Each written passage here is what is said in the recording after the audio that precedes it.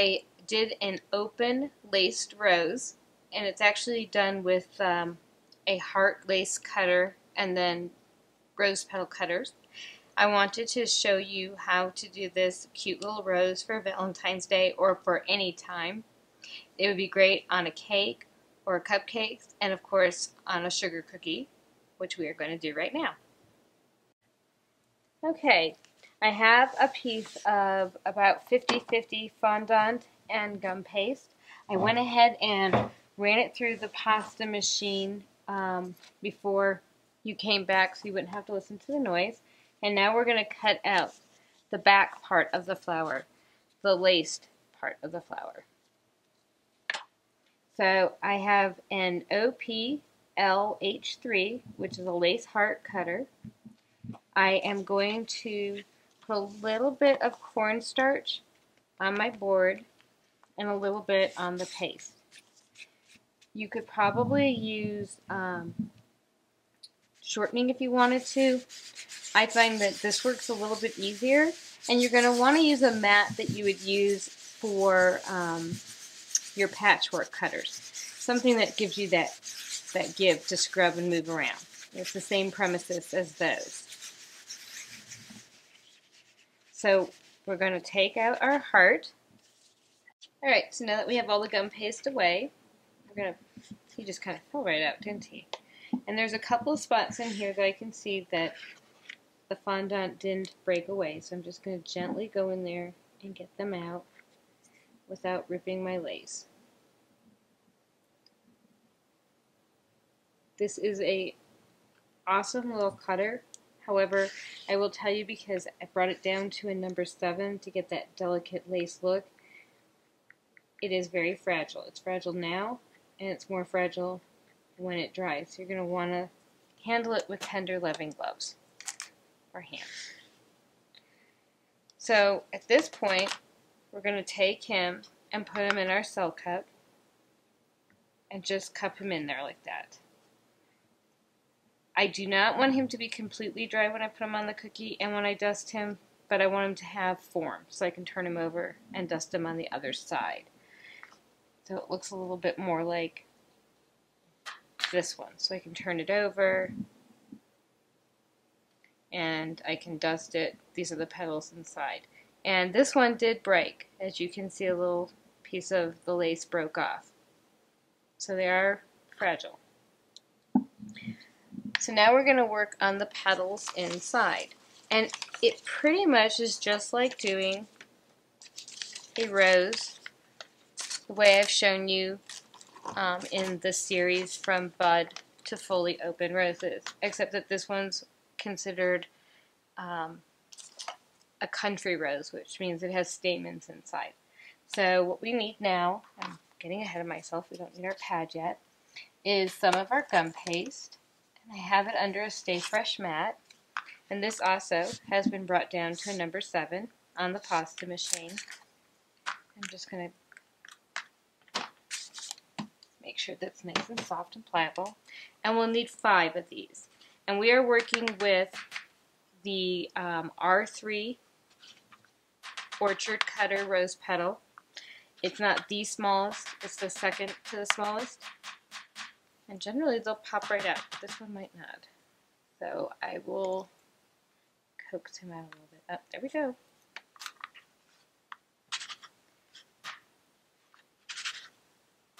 And as you can see, I've turned my mat back over to the other side. I don't need that I don't need the give that the other side had. Or actually the texture that the other side had. So now we have, and I'm going to put away my gum paste for another day. So now we have 5 petals, and we're going to work with 1 petal at a time. So I'm going to put 4 of these away under my mat so that they stay nice and pliable.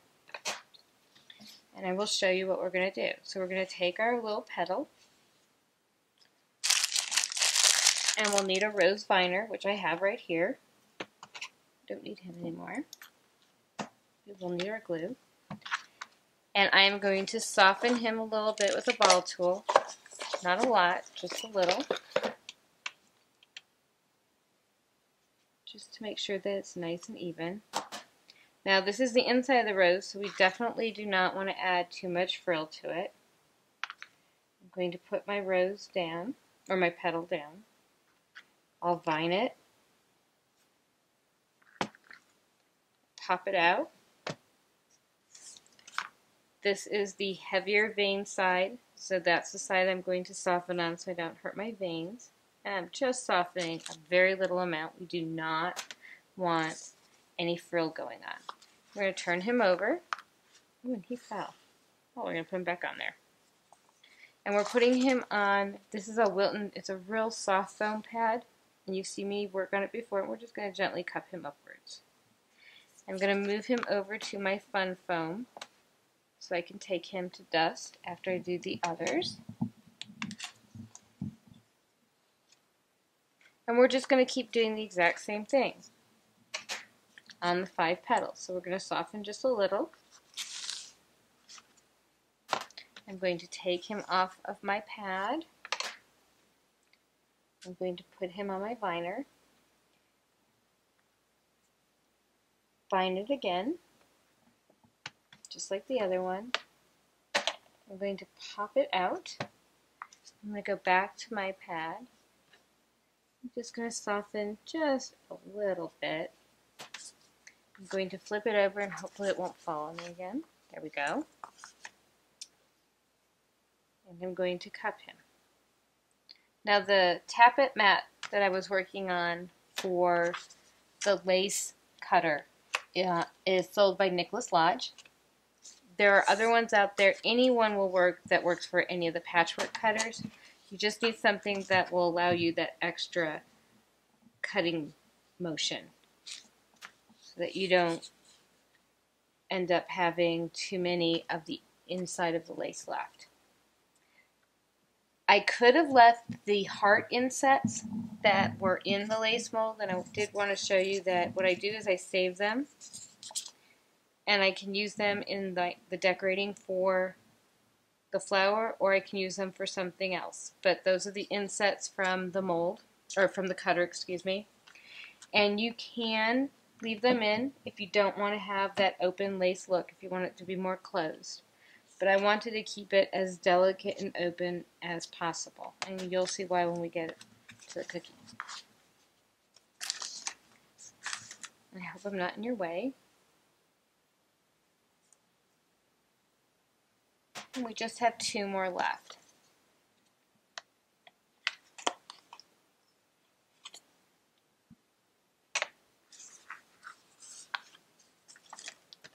So again, we're going to soften around just enough to thin out that edge. Move it to our viner. Make sure that it is centered.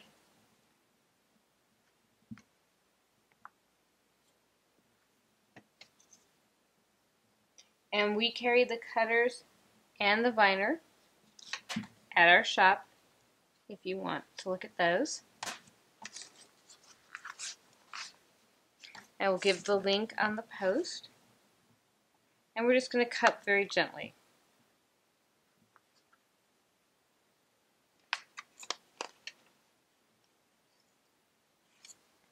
And now final and last one. We're going to do the exact same thing. A lot of repetition here. We'll move him over to our viner.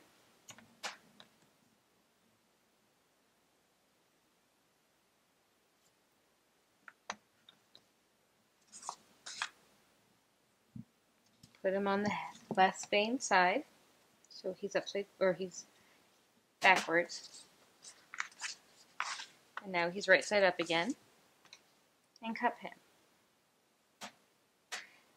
I'm going to dust my lace and my petals, and I will show you how to put them together. Okay, so we're back, and now we're going to do a little bit of dusting. My parchment paper doesn't want to stay down. I'm going to show you how to dust the lace part of our blossom, of our little open rose. And what I'm doing is I'm mixing a little bit of Cosmo Pink and some Fairy Pink to get that shiny shimmer color. And I'm going to gently come in and just ever so lightly, because I don't want to take out too much. It's still pretty soft, so it's going to open up a little bit, and I should still be able to get it back in my cell cup without too much of a problem. But you just want to start from the edge, just like you would with any other flower or gum paste project that you're working on, so that you don't get too much in the center, and you don't get globs of color everywhere.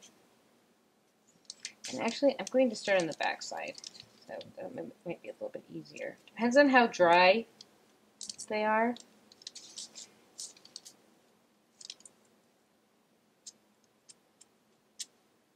And if he does flatten out, he's still so wet because we mixed him with that fondant that you'll be able to pop him right back into your cell cup without any problem.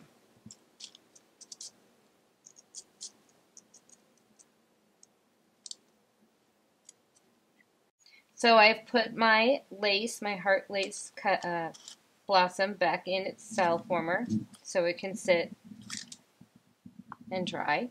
And I'm going to bring a blossom, or I mean a petal, and we're going to do the exact same thing. We're going to have that mixture of Cosmo Pink and Fairy Pink, and we're just going to start at the edge and dust in that beautiful shimmer, because we're not making a rose that you would actually find out in any florist shop, unless they highlighted it, I guess. But something that looks real, yet has a little bit of fantasy to it. I thought would be fun for a nice little Valentine's cookie. But the other thing that I wanted to talk a little bit about is anything that you see me do on a cookie or a cupcake or a cake.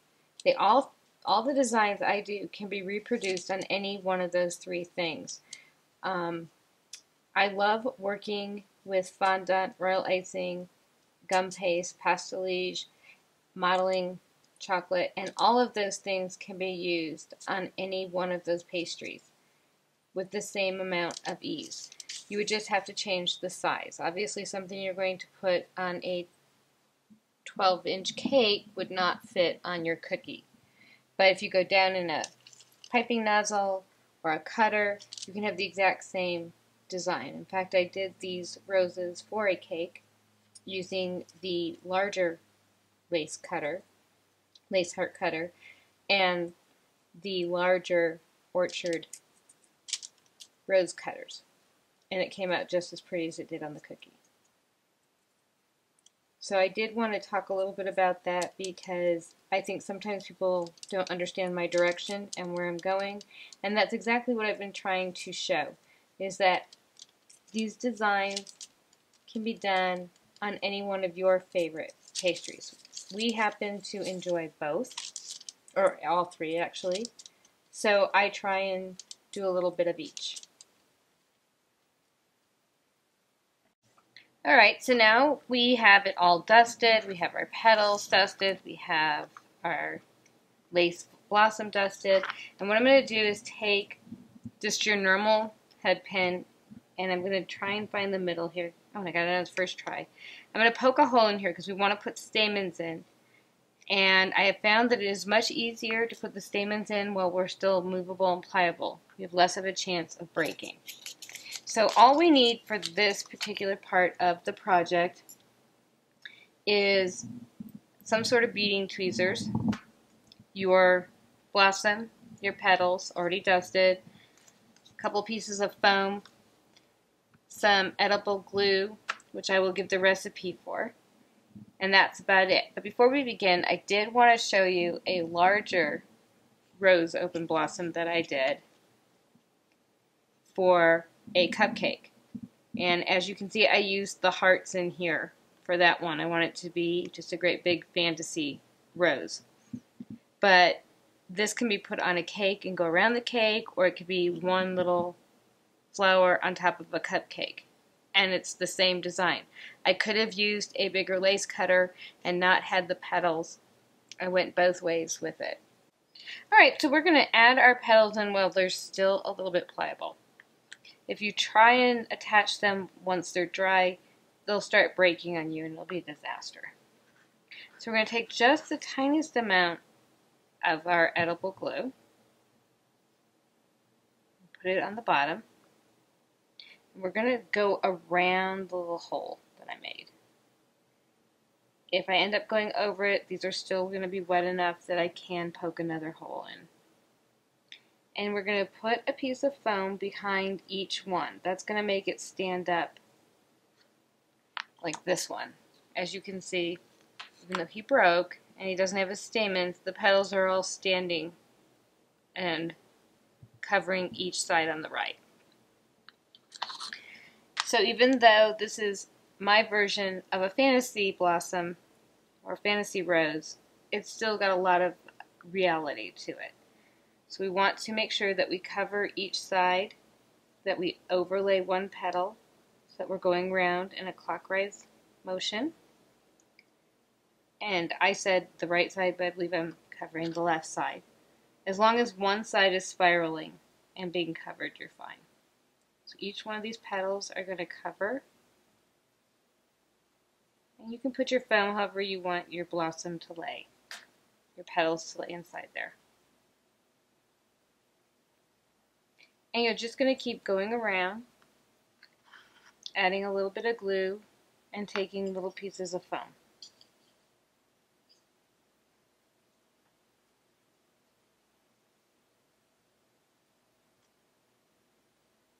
Be careful not to hit as we get tighter in here. You don't want to hit your lace. And I can see that you can't see what I'm doing, so I'll move my hand from the front there.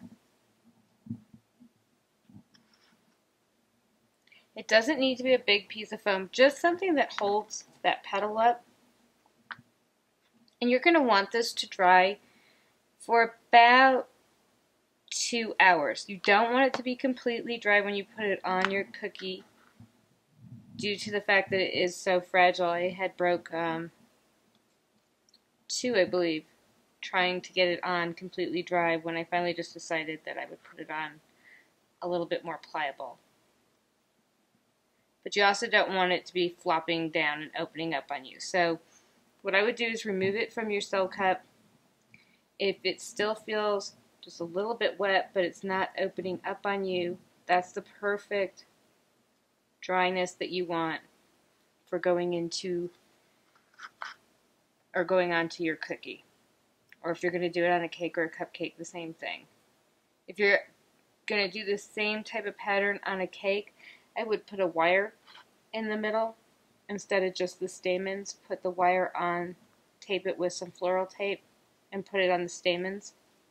Or put the stamens on a wire taped to it. And that way you can go directly into your tube when you insert it into your cake. But for a cookie, we're just going to attach it with royal icing. Okay, so now as you can see, it's a little bit crowded in there, but we have all of our blossoms on. I'm going to go in, because I did go over my little hole, and put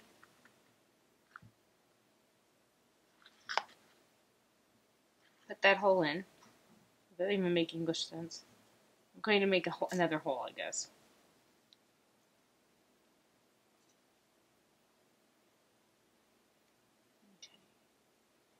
And as you can see, it's wanting to lift with it, so if you want to put a little bit of cornstarch onto your pin, that would be fine too. And these are just some stamens that I bought. They are not edible, so if you're planning on eating this, because it is half gum paste and fondant, make sure you tell the person you give it to, or you remember yourself, that you're going to eat it. I'm going to cut the back part off as I hold them together. And then we're just going to thread them in.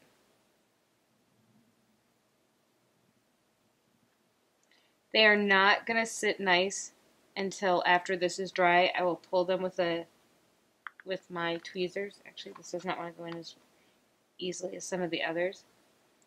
So use your tweezers and put them in one at a time, and they'll go in just fine. When you're ready to put it on your cookie, you'll see that on the bottom here that your stamen is sticking out. When you pull up or take this off of your cell cup, you're just going to cut it, put your royal icing on the bottom of there that'll hold your stamen in place, and put it on the cookie. So it's obviously not 4 hours later. I'm showing you a cookie that I did earlier just so that I can explain how we did it. As I said, you're going to put your royal icing onto the back of your blossom over the hole so that it holds your stamens in place, and attach it to your cookie. And then you can go ahead and pipe whatever kind of border that you want around the outside of your cookie. So I appreciate you watching my tutorial, and I hope you had fun.